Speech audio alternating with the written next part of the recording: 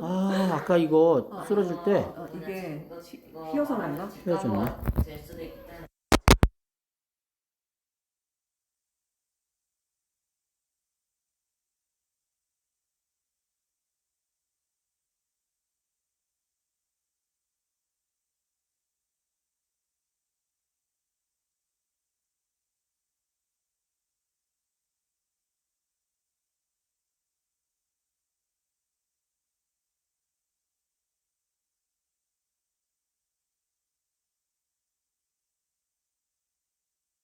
네, 일단 이렇게 하면 들리거든요.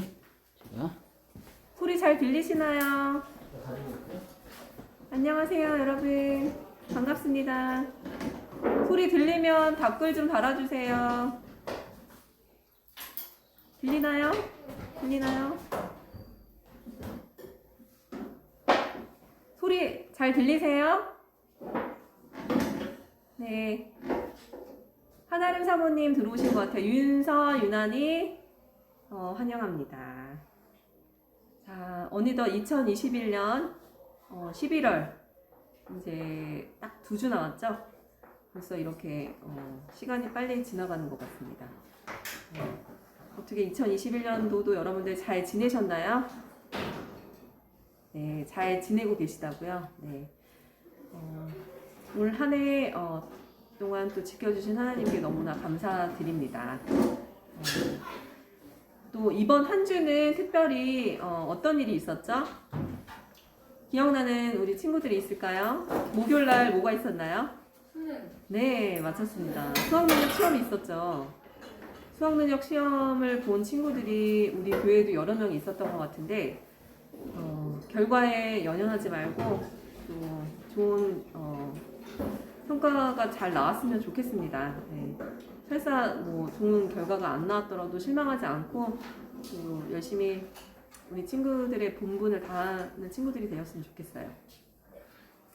우리 소리가 잘 들리는지 누가 좀 답변해 주시면 좋겠는데 답글이 없네요.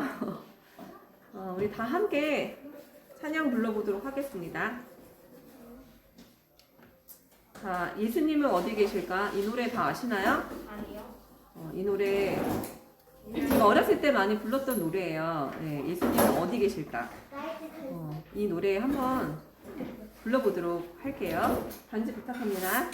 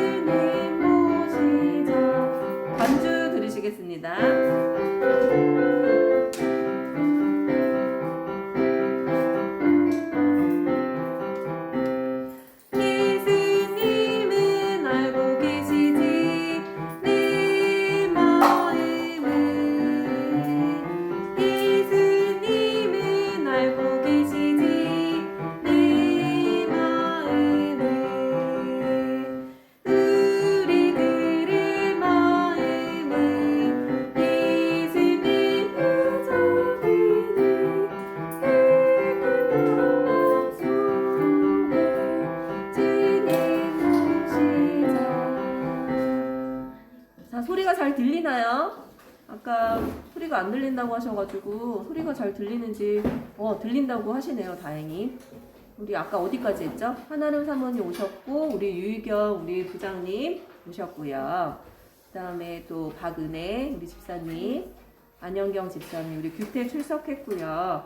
우리 유연인의 가족 환영합니다. 그리고 은수 출석했어요. 우리 소민이랑 이주미 집사님 환영합니다. 그리고 하은이 가족 환영합니다. 우리 하늘이도 온 것 같아요. 하늘이 환영합니다. 우리 한혜란 집사님, 성수지 출석 환영합니다. 우리 규현이도 온 것 같아요. 규현이 환영하고요. 성현이, 성훈이 출석 환영합니다. 다음 곡을 한번 불러보도록 할까요? 다음 곡은 잠언 28장 18절이에요. 이 노래 기억하시는 친구들도 있을 것 같아요. 참소리에서 많이 불렀어요. 노래를 한번 불러보도록 할까요? 다시. 성실하게 행하는 자는 구원을 얻을 것이나 굽은 길로 행하는 자는 곧 넘어지리라. 성실하게 행하는 자는 구원을 약속하셨네. 구원 얻겠네. 성실하게 행하는 자는 구원을 얻을 것이나 굽은 길로 행하는 자는 곧 넘어지리라. 잠언 28장 18절 한 번 더요. 성실하게 행하는 자는 구원을 얻을 것이나 굽은 길로 행하는 자는 곧 넘어지리라. 성실하게 행하는 자는 구원을 약속하셨네. 구원 얻겠네. 성실하게 행하는 자는 구원을 얻을 것이나 굽은 길로 행하는 자는 곧 넘어지리라. 잠언 28장 18절. 네, 감사합니다. 소리가 이제 잘 들리는 것 같아요. 답글이 안 올라오는 거 보니까. 이번 주는 아까도 말했지만 목요일날 무슨 일이 있었죠? 우리 친구들 수능을 봤어요. 많이 떨렸을 것 같아요. 정말 선생님도 시험 봤을 때 굉장히 많이 떨렸던 기억이 있었고 굉장히 많이 추웠던 걸로 기억이 나는데 다행히 이번 주는 그렇게 많이 춥지 않았던 것 같아요. 그래서 좀 덜 떨렸을 것 같기도 한데 결과가 어떻게 나오든 우리 친구들 최선을 다했을 거라고 믿어요. 또 그동안 뒷바라 해주신 우리 부모님들께도 정말 박수를 치고 싶습니다. 박수 한번 쳐드릴까요? 네. 이제 11월이 다 이제 지나가고 어느덧 이제 얼마 남지 않았습니다. 올 한 해도 우리 모든 분들이 각각 계획했던 것들이 다 이루어지시기를 간절히 기도드리겠습니다. 우리 시작하기 전에 기도하고 예배 이제 시작하도록 하겠습니다. 사랑과 은혜가 충만하신 하늘에 계신 하나님 아버지, 한 주 동안 저희들을 잘 지켜주시고 또 금요일 예배에 함께 모여서 기도할 수 있도록 또 예배 드릴 수 있도록 찬양할 수 있도록 인도해 주신 하나님 너무나 감사드립니다. 이 시대가 정말 어디로 흘러가는지 또 어디로 가야 하는지 저희들이 앞을 모를 때가 있습니다. 주님, 그렇지만 빛 되신 주님, 저희 구원자 되시는 주님을 끝까지 믿고 저희들이 앞으로 잘 전진하는 저희 모두가 될 수 있도록 도와주세요. 바쁘고 또 힘들고 또 어려움 가운데 있는 분들이 계시다면 하나님께서 오늘 이 시간을 통하여 마음을 위로해 주시고 또 성령 하나님 이 시간 역사하여 주셔서 말씀으로 은혜 받는 은혜 충만한 귀한 시간이 될 수 있도록 도와주세요. 이순재 목사님 말씀을 이제 대언하시려고 합니다. 목사님에게 함께 하셔서 이 시간 정말 성령 하나님 역사해 주시고 저희들에게 하나님의 크신 사랑을 느낄 수 있는 귀한 시간이 될 수 있도록 도와주세요. 지금 시작하는 시간입니다. 마치는 시간까지 함께 해주실 것을 믿고 감사드리며 사랑 많으신 예수님 이름으로 간절히 기도드립니다. 아멘. 목사님 나오셔서 귀한 말씀을 또 대언해 주시겠습니다.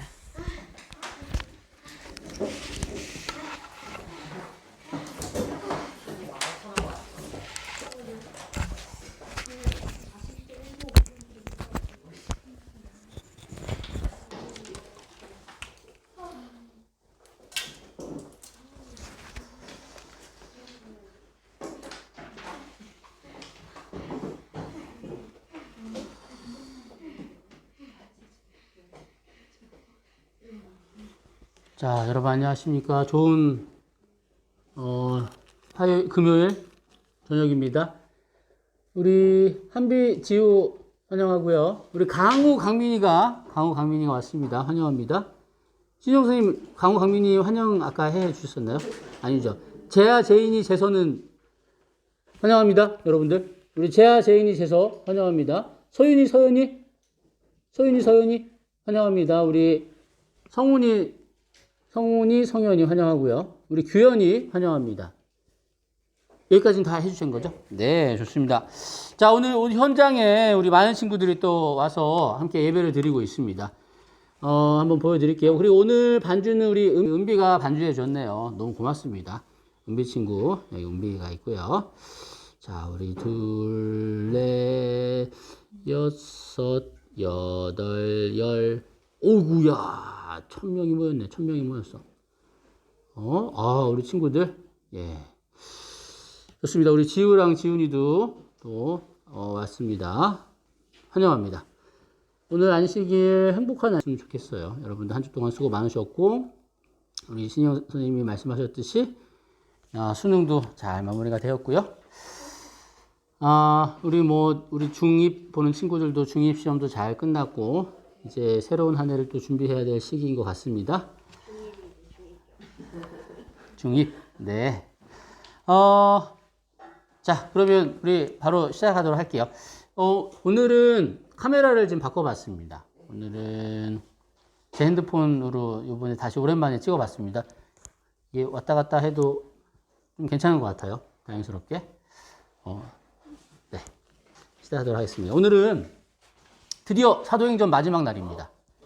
드디어 사도행전 28장 마지막 날인데요. 한번 우리 복습해 보도록 하겠습니다.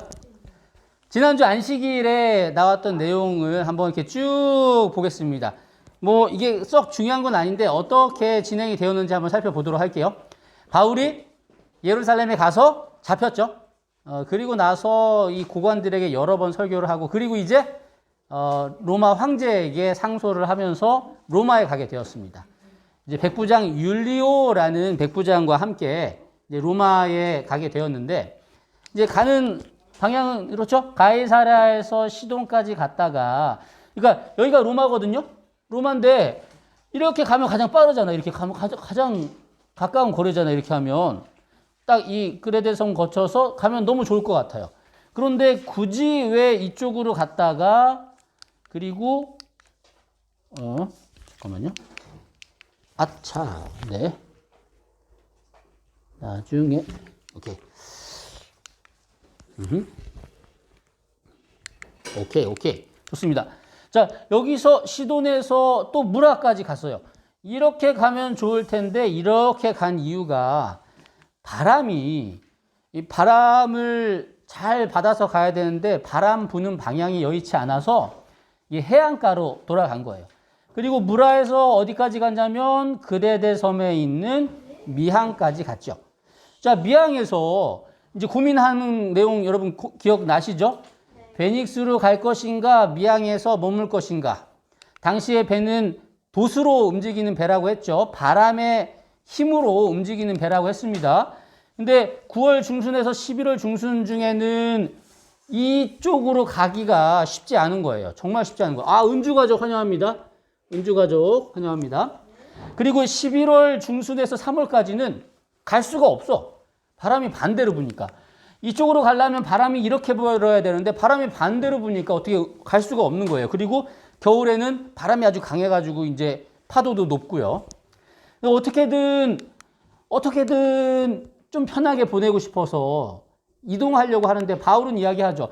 아, 지금이 이제 10월 중순인데 좀 힘듭니다. 요번에 항해를 하면 배가 크게 고장나거나 그리고 생명에도 많은 손해가 있을 것 같습니다. 라고 바울은 이야기하죠. 바울은 배에 대해서, 바다에 대해서 잘 모르는 사람인데 이렇게 이야기하는 겁니다. 그런데 바다에서 잘 아는 전문가들, 선장, 선주, 그리고 다른 선원들, 아, 여기 미항이 너무 좁습니다. 너무 작습니다. 바람이 너무 부는 곳입니다. 쉽지 않으니까 우리 베닉스로 가야 됩니다. 라고 했을 때 백부장은 그 전문가들의 말을 들었죠. 베닉스에 가려고 했는데 바람만 잘 부면 하루면 갈 수 있는 거리였죠. 그런데 처음에 출발할 때 순조롭게 가는 듯 하다가 유라굴로라는 바람이 강하게 불면서 이쪽으로 가야 되는데 이쪽으로 갈 수밖에 없게 된 거예요. 얼마나 파도가 심하게 쳤냐면 배가 가라앉을 것 같으니까 처음에는 배가 흔들리지 않도록 잘 묶었다가 그것도 안 되니까 배를 가볍게 하려고 물건들을 버리고 그것도 안 되니까 항해에 필요한 배의 기구들을 다 버립니다. 그럼에도 불구하고 어떻게 할 방법이 없는 거예요. 며칠 동안 먹지도 못하고요. 아, 이제 우린 죽었다. 이제 도대체 어떡하지? 라고 하는 상황에서 바울은 거기에 있는 모든 사람들에게 안심하십시오. 하나님께서 여러분들을 구원해 주실 것입니다. 저는 그 하나님을 믿습니다. 라고 이야기를 하죠. 그랬더니 다음날 바로는 아닙니다. 다음날 바로는 아니고 14일 만에, 2주일 만에 저 멀리서 땅이 보이는 거예요. 섬이 보이는 거예요. 아, 드디어 우린 살았다. 그래서 거기에 섬에 가려고 했는데 여기 이제 뭐라고 써 있냐면 두 물이 합쳐져서 흐르는 곳을 만나 배를 걸매 이 물은 부딪혀 움직일 수 없이 붙고 고물은 큰 물결에 깨졌다고. 아마 여기가 좀 낮은 지역이었나 봐요. 그러니까 배가 흙에 모래에 딱 박혀서 움직일 수 없는 상황이 됐어요. 근데 두 물이 합쳐지는 곳이니까 막 파도가 막 치니까 배가 이제 뭐라고 해야 되죠? 파손되려고, 깨지려고 하는 거예요. 이제 어떻게든 이제 나가야 되잖아.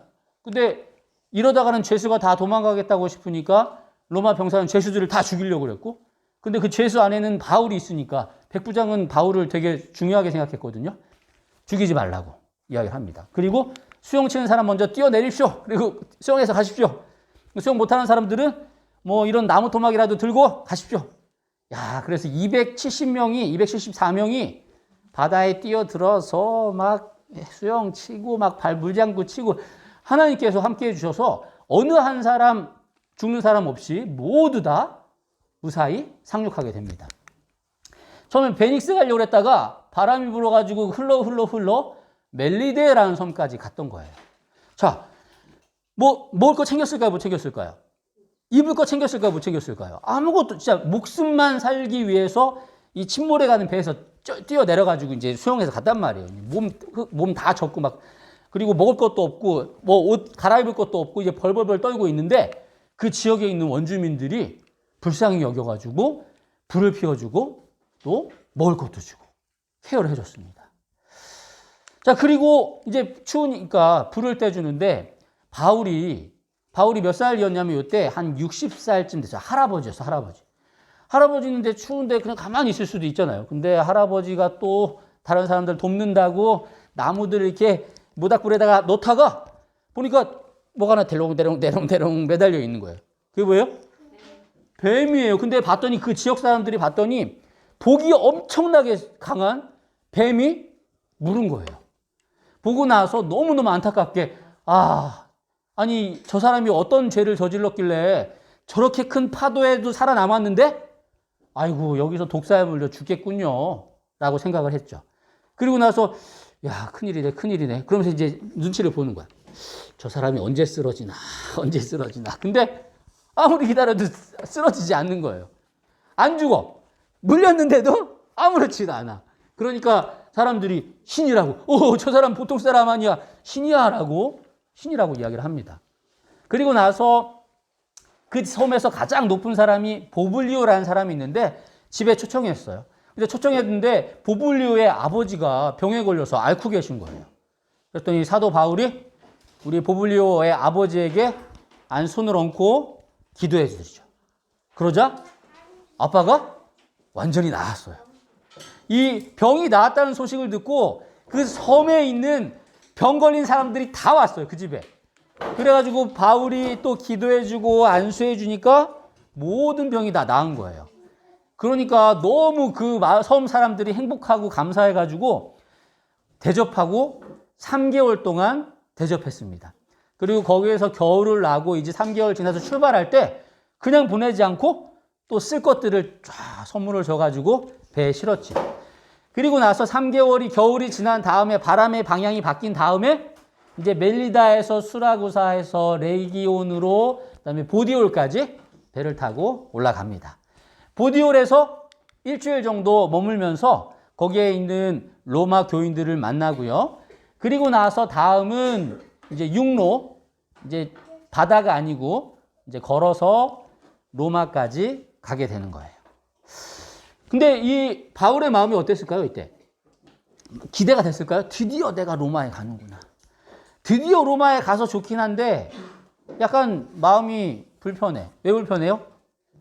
그냥 자유의 몸으로 간 게 아니고 죄수의 몸으로 간 거예요. 쇠사슬 다 차고 사람들이 막 이렇게 막 야유 부리고 죄인으로 터벅터벅 걸어가는데 바울이 내가 그래도 로마에 가긴 가는데 내가 생각했던 것과는 완전히 다르기 때문에 내가 잘 가는 건가? 라는 의기소침하고 실망스러운 생각이 들었어요. 근데 그 형제들이 소식을 듣고 여기 아비오 광장까지, 로마에서 아비오 광장까지 찾아온 거예요. 마중 나온 거예요. 마중 나온 내용이 이제 사도행적이라는 책에 기록이 되어 있는데 그 내용을 한번 읽어 드릴게요. 그들은 큰 도로에 모인 무리들 사이를 지나갈 때 냉담하게 보이는 죄수들의 무리와 함께 사슬에 매인 백발의 노인은 경멸의 시선을 받았으며 많은 격렬한 조롱의 대상이 되었다. 그러니까 다들 이렇게 그러니까 쇠사슬 차고 이렇게 걸어가는데 사람들이 막 응원하지 않을 거 아니에요. 저 사람들 무슨 잘못해가지고 저 끌려가는 거야. 막 소리를 지르겠죠. 그런데 그렇게 막 야유가 들리다가 갑자기 기쁨의 부르짖음이 들리고 지나가던 군중 가운데서 한 사람이 나와서 마치 아들이 오래 헤어졌던 아버지 바울을 환영하듯이 죄수의 목을 안고 눈물을 흘리면서 기뻐하였다.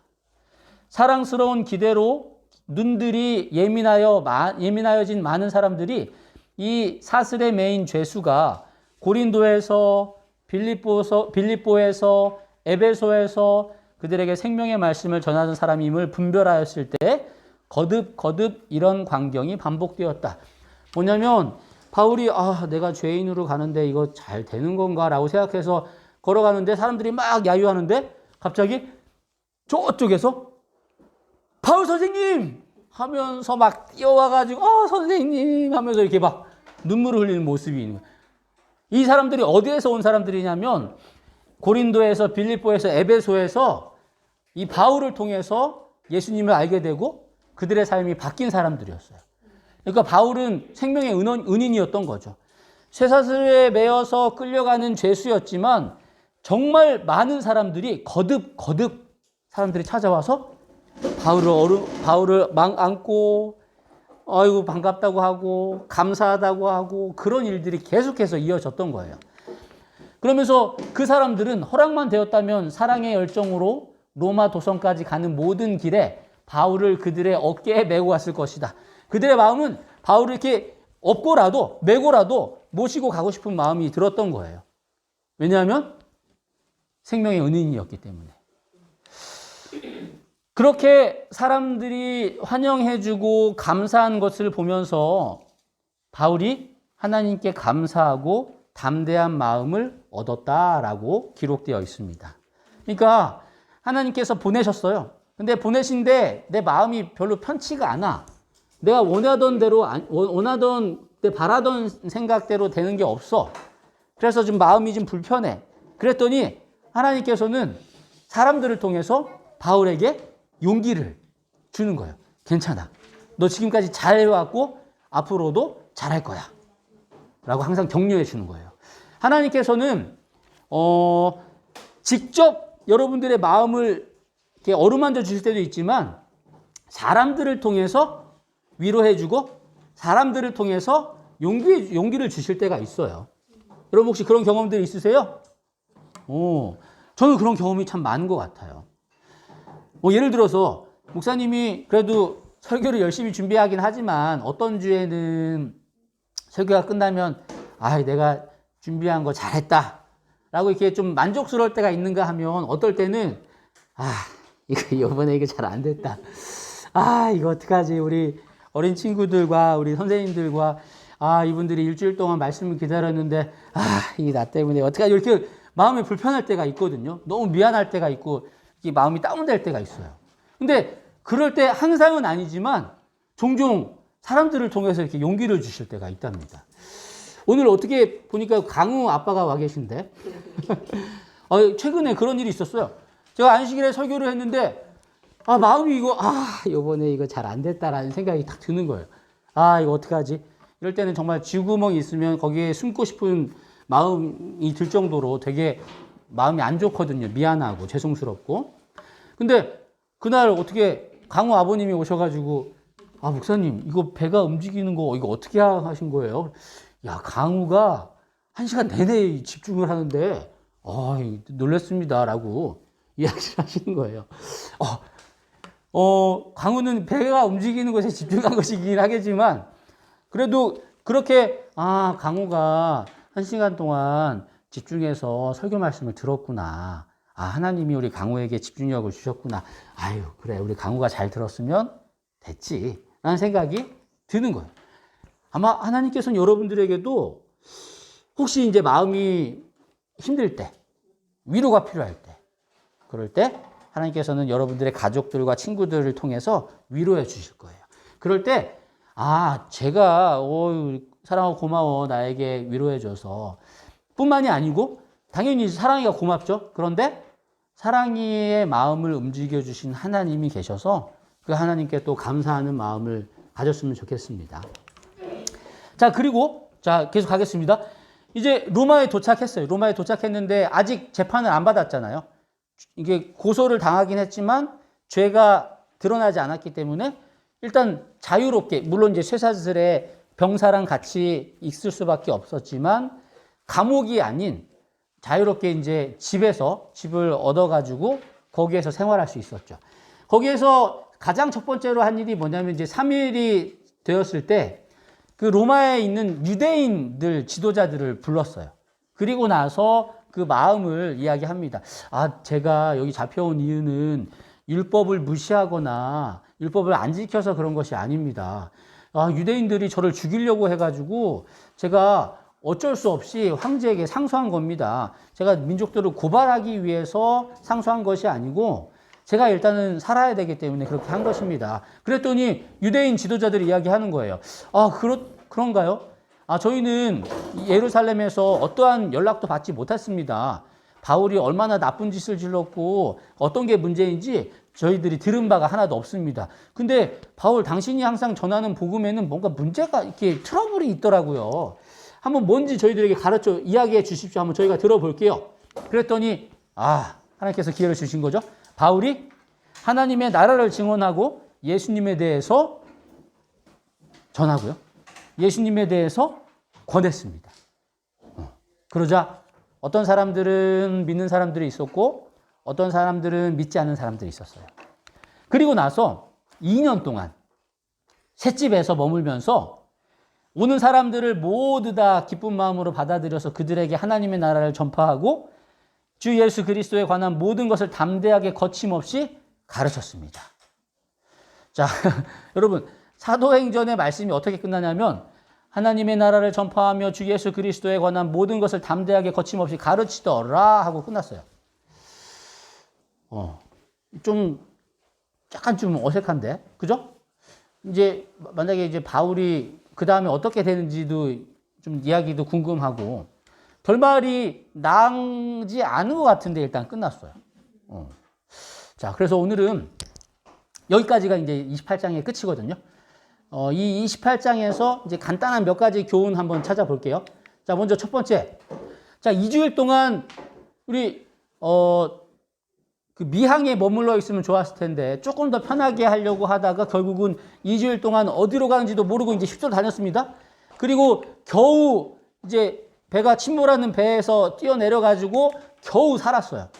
기진맥진에 있는 사람들에게 원주민들이 동정을 하여 불을 피워 이들을 대접했습니다. 생전 처음 보는 사람들이었어요. 근데 들어보니까 죄인들이에요. 죄수들이래. 죄수들이면 얼마나 무서워요. 살인자들도 있을 거고 강도들도 있을 거고 도둑들도 있을 텐데 그러면은 저 사람들이 가까이 하면 내가 위험할 수 있잖아요. 그런데 그 마을에 있었던 사람들은 생전 처음 보는 사람인데도 불구하고 선뜻 그들에게 친절을 베풀었어요. 그리스도인도 아닌데 예수님을 믿기 전인데도 이게 정말 예수님을 믿는 사람들의 모습이라는 것이죠. 모든 사람들에게 친절하게 선대하는 모습이 바로 예수님을 믿는 사람들의 모습이에요. 히브리서에는 이런 말씀이 있습니다. 손님 대접하기를 잊지 말라. 이로써 부지중의 천사들을 대접한 이들이 있었느니라. 그렇죠? 천사인지 모르지만 오는 손님들을 기쁘게 맞이했는데 아브라함이 대접하고 나니까 천사였었죠. 네. 꼭 천사일 것 같으니까 우리가 다른 사람들을 돕는 것이 아니고요. 예수님을 믿는 사람들은 그 사람이 어떤 사람이든지 도움이 필요하면 도와주는 것이 바로 예수님을 믿는 사람들이에요. 예수님을 믿는 사람들은 상대방을 예수님이라고 생각하고 돕고 필요를 채워주는 역할을 하는 것이 예수님을 믿는 사람들이에요. 여러분 예수님 믿죠? 예수님 믿는 사람들은 그렇게 친절한 사람들입니다. 자, 그리고 바울이 역시 바울은 솔선수범했죠. 어르신인데도 불구하고 불을 피우다가 독사에 물렸습니다. 독사에 물렸더니 사람들 이야기하죠. 아유, 저 사람 무슨 죄를 저질렀길래 아이고, 저 사람 정말 못된 짓을 했나 보구나. 그러니까 저렇게 뱀에 물렸지. 이런 생각을 여러분들 요즘에 그 기도력에 한자말 나오죠. 네. 사자성어로 여러분 인과응보라고 들어본 적 있어요? 인과응보? 인과응보. 여러분 이 그림이 어떤 의미 같아요? 자기 스스로 자기를 해치는 거? 오, 자기가 도미노 밀었는데 결국은 어떻게 될까? 넘어지다가 이 사람한테 쾅 가겠죠. 인과응보가 이런 뜻이에요. 좋은 일에는 좋은 결과가 따르고 나쁜 일에는 나쁜 결과가 따른다는 한자성어인데 죗값을 치른다는 개념을 나타낼 때 쓰는 말이에요. 불교에서 주로 쓰는 말이긴 해요. 네. 그러니까 이게 뭐냐면 아유, 저 사람이 쾅 했다는 건 이 사람이 문제를 일으켰기 때문에 문제가 생겼다는 거야. 아니, 이 사람이 얼마나 큰 죄를 저질렀길래 저렇게 독사에게 물려 죽을 수밖에 없게 되었을까라고 생각하는 사상이 인과응보 사상입니다. 네. 그 예수님을 믿는 사람들은 때리지 않아요. 아니 형 자꾸 아니 매우 똑똑하게 하면서 아니 이제 그것도 모르면 바로 좀 예수님을 믿는 사람은 바보라고 하지 않아요. 네. 자, 우리 형아가 그렇게 말 조심해 주세요. 네. 그리고 우리 지훈이도, 지훈이도 우리 형아한테 잘 합시다. 피. 그렇네. 독사가 물었으니까 당연히 피가 났겠죠. 역시 예나는 관찰력이 좋습니다. 자, 그래서 여러분들 이거 하나만 여러분들이랑 이야기 생각하고 싶은 게 뭐냐면 기독교와 인과응보 사상이 맞을까? 여러분들에게 어려움이 왔어. 그러면은 그 문제는 여러분들의 죄 때문일까요? 여러분들이 잘못해서 항상 어려움이 있는 걸까요? 내가 요번에 수능 시험 열심히 공부했어. 근데 내가 원하는 대학에 떨어졌어. 그러면 아, 내가 죄를 지었나? 하나님이 왜 내 기도를 들어주시지 않지? 나는 완전 운전을 했어. 근데 뒤에서 차고 꽝 받았어. 아, 내가 무슨 죄를 지었지? 이렇게 생각하는 것이 보통 불교에서 생각하는 생각들이거든요. 근데 여러분, 이제 이 인과응보라는 것이 그럴 수도 있지만 그렇지 않을 수도 있어요. 반드시 그렇다는 것은 아니라는 거죠. 근데 인과응보가 있을 수 있어요. 뭐냐면 여러분들 다 아시잖아요. 막 밥뿐만이 아니고 막 아침, 점심, 저녁, 밤 막 쉴 때도 없이 먹어. 막 많이 먹어. 운동도 안 하고. 그럼 어떻게 될까? 건강이 좋아질까요? 건강이 안 좋아지겠죠.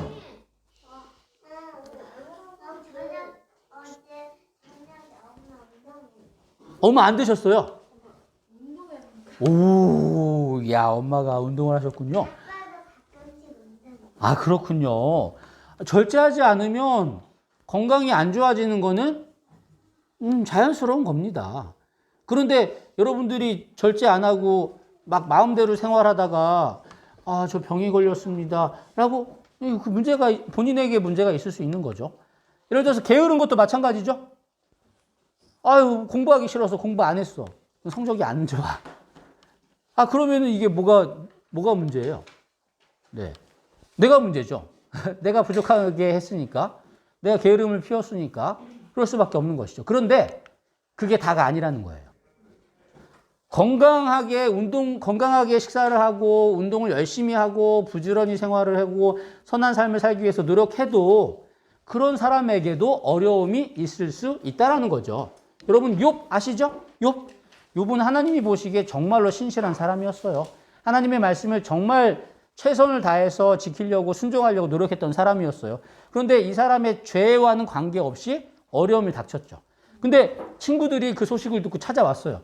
근데 처음에 보더니 아이고 안타까워 하면서 그 다음에 한 말이 뭐냐면 자네 잘 한번 생각해 보게. 혹시 너 뭐 죄 지은 거 없니? 그렇지 않으면 어떻게 하나님이 너에게 이런 벌을 주시겠니? 라고 생각을 하죠. 하나님을 믿는 사람들조차도 인과응보를 생각하는 거예요. 그게 다가 아닌데. 예수님이 계실 때 유대의 지도자들이 눈이 보이지 않는 시각장애인을 데리고 왔어요.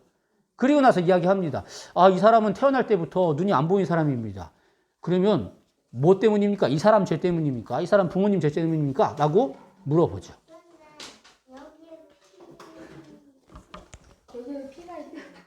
피? 이거?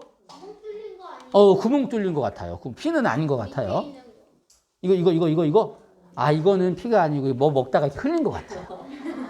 뭐 먹다 흘린 것 같아요. 네, 피는 피처럼 혹시 토마토 먹다가 흘렸을 수도 있어요. 네, 그래서 피처럼 보일 수도 있어요. 자, 하나님을 믿는 사람들조차도 자기에게 문제가 생겼을 때, 다른 사람들의 문제를 봤을 때, 이게 하나님의 벌이구나라고 생각할 수 있어요. 그런데 그렇지만은 않다라는 것입니다. 내 삶에 어려운 문제가 있다? 그러면 먼저 여러분들의 삶을 살펴보세요. 그러면 먼저 내 삶에 문제가 있다면 내 삶을 되돌아보고 회개하고 회복해야 돼요. 내가 시험에 왜 떨어졌지? 회개해봤더니 내가 공부를 안 했어. 그러면 내가 다시 마음을 다잡고 공부를 하면 되는 거예요. 내가 왜 병에 걸렸지? 내가 지금 왜 이렇지?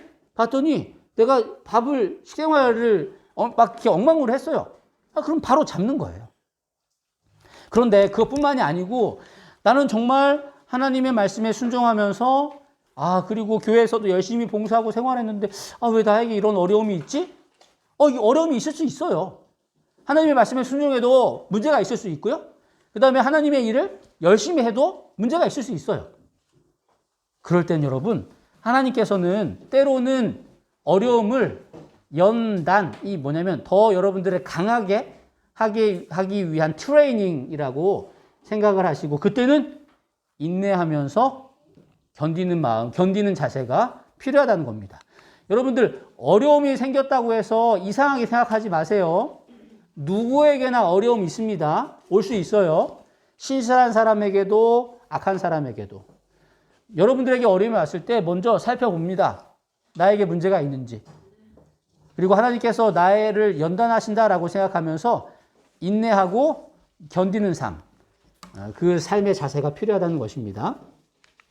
그리고 또 한 가지는 뭐냐면 방금까지는 아이고 저 사람은 무슨 죄를 저질렀길래 저렇게 아이고 이렇게 하다가 보니까 아무렇지도 않은 거예요. 그랬더니 마음이 확 바뀌어가지고 저 사람들 신인가 보다 라고 이야기하는 거예요. 사람들의 생각이 얼마나 쉽게 바뀌냐면 그 몇 분 전에는 야, 저 사람 진짜 큰 죄인인가 보다 라고 하다가 몇 분 후에는 저 사람 신인가 보다 라고 생각이 바뀌는 거예요. 여러분 아시죠? 사도 바울이 그 루스드라에서 그 걷지 못하는 다리 하반신이 부자유한 불구자를 만났죠. 장애인을 만났습니다. 불쌍히 여겨서 예수님의 이름으로 걷게 해줬어요. 그랬더니 어떤 일이 됐죠? 그랬더니 그 바울이랑 신라죠. 바울이랑 신라인가? 바울이랑 신라 맞죠? 네. 바울한테는 헤르메스라고 하고 신라한테는 제우스 신이라고 하면서 막 신이라고 제사 드리려고 하는 거예요. 근데 바울이랑 신라는 막 옷을 찢으면서 우리는 여러분들이랑 똑같은 사람입니다. 라고 이야기를 하죠. 그러다 사람들이 쫙 사그러들었어요. 그러다가 조금 후에 유대인들이 다시 부추깁니다. 그러자 몇 분이 지났는지 몇 시간이 지났는지 몰라요. 사람들이 돌변해가지고 신이라고 모시려고 했던 이 사람을 바울을 막 때리죠. 돌로 치죠. 죽이려고 하는 겁니다. 사람은 분위기와 상황에 따라서 생각이 바뀔 수 있어요. 근데 정말 여러분들이 조심해야 되는 것은 하나님을 믿을 때도 우리가 신앙생활할 때도 그럴 위험이 있다는 거예요. 여러분 안개가 자욱한 길입니다. 여러분 이 앞에 길이 있을까요? 없을까요? 모르죠. 길이 있을까요? 없을까요? 모르죠. 그런데 길이 있을 것 같아? 없을 것 같아? 있을 것 같아. 네. 보기에는 없을 것 같아요. 몰라요. 그런데 분명한 건 뭐냐면 안개가 걷히면 길이 있다는 거예요. 보이지 않는 것 뿐이에요. 보이지 않는 것 뿐이지 길이 없는 건 아니에요. 근데 없을 수도 있어요. 없을 수도 있을까? 때문에 길이 끊어질 수도 있어요. 그런 경우에는 이제 표지판이 나와 있겠죠? 자, 우리의 신앙은 보이는 것에 좌우되는 일이 많이 있어요. 예를 들어서 여러분들이 일이 잘 풀리면, 역시 하나님은 살아계시는구나. 나를 도와주시는구나. 근데 여러분들의 일이 잘 안 풀리면 어떻게 해요? 야, 하나님이 계신 거야? 야, 하나님이 내 기도를 안 들어주시네. 나를 사랑하시는 건가? 라고 생각하는 거죠. 야, 하나님은 안 계셔. 내 기도를 안 들어주셨거든. 자, 예수님이라면 이렇게 선명하게 예수님이 보이면 예수님이 계신 것 같아. 근데 예수님이 이렇게 흐리게 보이면 안 계신 것 같아. 그런데 잘 안 보인다고 하나님이 안 계실까요? 잘 보이는데. 자, 포인트 뭐냐면, 중요한 포인트 뭐냐면, 예수님을 믿는 사람은 다른 사람을 핀잔 주지 않아요. 네. 조용히 하고자 하는 마음, 조용히 했으면 하는 마음이 있을지라도 참아요. 네. 자, 중요한 게 뭐냐면, 신앙은 감정이 아니고 원칙이라는 거예요. 여러분들, 내 기도를 들어주시면 하나님이 계신 것 같고, 내 기도를 안 들어주시면 내 뜻대로 안 되면 하나님이 안 계신 것 같다는 생각이 있거든요. 그런 신앙을 많이들 하고 있어요. 정말 어려운 일이 있을 때, 나 더 이상 하나님 믿지 않아. 하나님은 안 계셔. 왜냐하면 나한테 이런 어려운 일을 주셨기 때문에. 그런데 분명한 것은 지금 안 보인다고 하나님이 안 계신다는 게 아니에요. 네. 여러분, 지금 여러분 눈에 우리 영상으로 예배를 드신 여러분 눈에 우리 친구들이 보이나요? 네? 우리 엎드려서 자는 친구들 보이나요? 안 보이죠? 엎드려서 자는 친구들이 안 보이지만 알았어. 자는 거 취소. 엎드려 있는 친구들이 안 보이지만 그래도 있는 거예요. 아니라는 게 안 보인다고 없는 게 아니라는 거예요. 자, 반대로. 우리 여기 있는 우리 앉아 있는 여러분들 여기 어디 보자. 아, 은주 가족이 가장 마지막으로 출석했으니까 은주 지금 현우가 누워서 예배 드리는 거 보이세요? 안 보이세요? 현우 일어나야 돼. 지금 일어날 때다. 지금 일어나야 돼. 자, 안 보이지만 있는 거세요. 안 보인다고 없는 게 아니라는 거죠. 하나님께서는 분명히 계세요. 우리 눈에 안 보이고 안 느껴진다 할지라도 하나님은 계시다는 거. 신앙은 뭐냐면 내 느낌이 아니고요. 원칙이에요. 자, 원칙 뭐냐면 여러분 이건 진짜 불변하는 원칙이에요. 꼭 기억하세요. 하나님은 어떤 분이냐?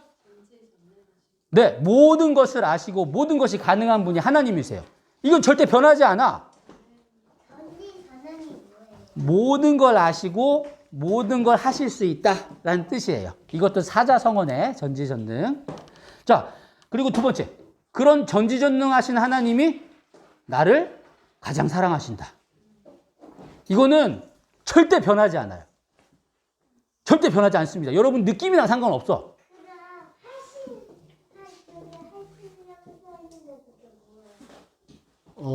뭐라고요? 하신 이거 하신? 위에 하신 분이다. 아, 하신. 아하. 그럴 때 얘네가 바로 가르쳐 줘야지. 동생한테. 자, 전능, 하시는 높임말이에요. 전능한 사람, 전능한 존재. 네, 전능하신. 네. 우리 이따가 집에 갈 때 엄마랑 언니가 설명해 줄 거예요. 네, 좋습니다. 자, 그리고 마지막. 하나님은 우리를 최고의 길로 인도하신다. 말 안 듣는다고 최악의 길로 인도하시는 분 아닙니다. 하나님은 무조건 우리를 최고의 길로 인도하세요. 그게 설령 우리가 죽는 것이고 우리가 멸망당하는 것이라 할지라도 우리가 선택한 것에서 최고의 길로 인도하신다는 사실. 자, 이거는 절대 변하지 않는 원칙이에요. 여러분들의 감정과 여러분들의 느낌이 어떻다 할지라도 하나님께서는 절대로 여러분들을 버리지 않으시고요. 사랑하시고요. 최선의 길로 인도하시는 분이 하나님이란 사실. 신앙은 내 느낌이 아니에요. 신앙은 어떤 주위에 있는 환경으로 정해지는 거 아니에요. 신앙은 원칙입니다. 이 원칙을 기억하는 것, 이 원칙을 따라가는 것, 그것이 정말 중요합니다.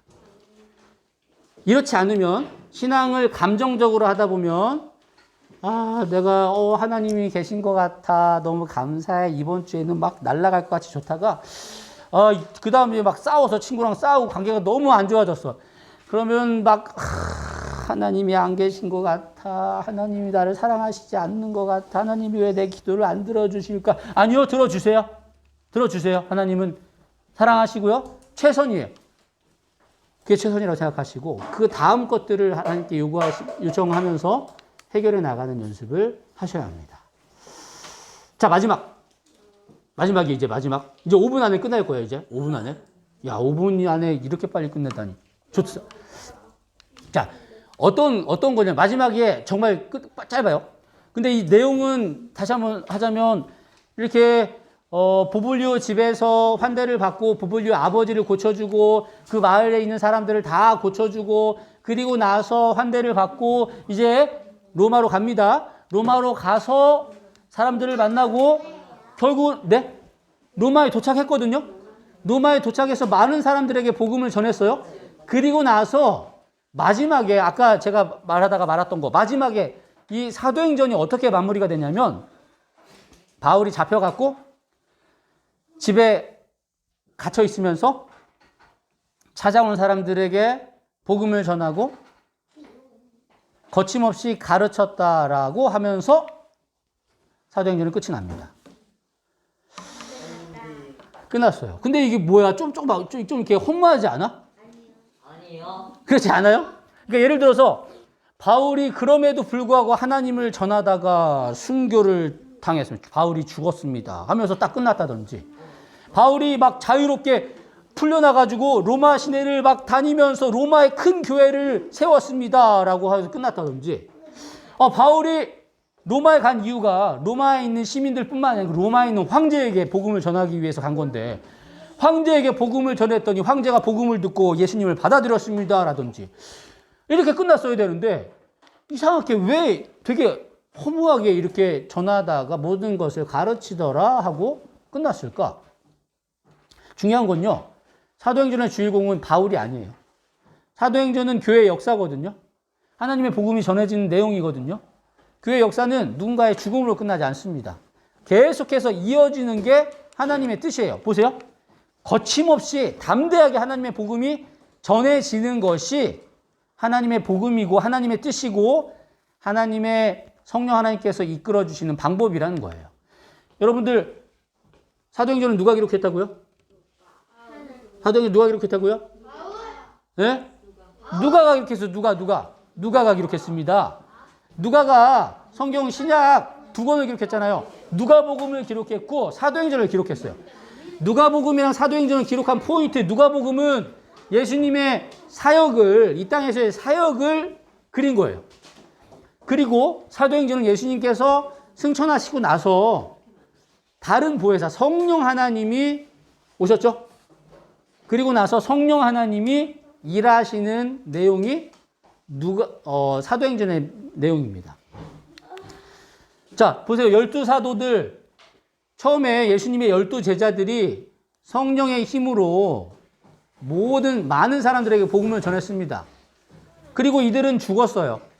그리고 나서 성령 하나님께서는 또 그 다음 세대 사람들에게 성령 하나님께서 움직이셔서 예수님의 복음을 전합니다. 그러다가 타락하게 돼요. 하나님을 믿는 사람들이 타락하게 돼요. 점점. 그러자 다시 성령 하나님께서 마틴 루터와 칼뱅, 트빙글리 이런 사람들을 통해서 종교 개혁을 하십니다. 누구를 통해서? 성령 하나님께서 사람들을 통해서. 그러면 여러분들에게도 필요한 것은 바로 이 성령 하나님이에요. 성령 하나님께서 역사하셔서 1800년대에 재림운동이 있었고요. 그리고 제7일 안식일 예수재림 교회가 생겨나게 됐고요. 그리고 여러분들이 그 제7일 안식일 예수재림 교회 한 일원이 되었고요. 마지막으로 제7일 안식일 예수재림 교회 사람들이, 구성원들이 전해야 될 기별이 바로 세천사의 기별인데, 사도행전은 28장에서 끝나지만 계속해서 하나님의 복음을 전하는 것이 사도행전의 끝이라는 거예요. 여러분들도 사도행전의 29장의 주인공이 될 수 있다는 거예요. 여러분들이 해야 될 것은 세천사의 기별을 전하는 것입니다. 1분 남았어? 오케이, 1분. 자, 그래서 정리를 하겠습니다.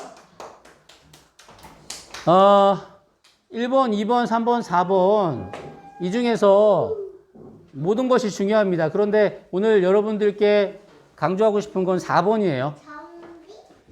성령 하나님께서 여러분들과 함께 하시면 여러분들도 사도 바울처럼, 다른 사도들처럼 하나님을 전할 수 있게 된다는 사실을 기억하시면 좋겠습니다. 그래서 여러분들이 순간순간 성령의 힘을 구해야 합니다. 성령 하나님 힘을 주십시오. 다른 사람들을 도와주는 것도 그렇고, 긍정적으로 생각하는 것도 그렇고, 원칙적으로 생각하는 것도 그렇고, 모든 것들이 다 성령 하나님께서 여러분들과 함께 하셔야지만 할 수 있다는 사실, 여러분 기억하시면 좋겠습니다. 순간순간 성령 하나님을 구하심으로 여러분들의 삶이 하나님의 뜻에 맞는 삶이 될 수 있도록 되기를 간절히 소망하면서 오늘 말씀을 마치도록 하겠습니다. 기도하겠습니다. 하나님, 저희들 일주일간의 삶을 지켜주시고 이렇게 행복한 안식일을 맞이하게 해주시니 감사합니다. 오늘 그동안 몇 주에 걸쳐서 사도행전의 말씀을 살펴봤습니다. 왜 그렇게 바울이 죽을 고생을 하면서 그렇게 복음을 전했을까? 받은 은혜도 있지만 성령 하나님의 인도하심과 성령 하나님께서 힘을 주셔서 그렇게 하셨다라고 저희들이 배웠습니다. 저희들도 이 마지막 시대에 새천사의 기별을 전해야 하는 나무 무리로서 성령 하나님께서 힘 주시고 능력 주심으로 그 일들을 잘 감당하는 우리 모두가 될 수 있도록 도와주시기를 사랑의 예수님 이름으로 기도드립니다. 아멘. 감사합니다. 여러분 오늘 좋은 밤 되시고요. 내일은 연합 예배입니다. 우리 다섯 친구들 침례식 함께 축하해 주시고 기도해 주시고 또 그 예배에 참석해 주시면 감사하겠습니다. 좋은 밤 되세요. 네.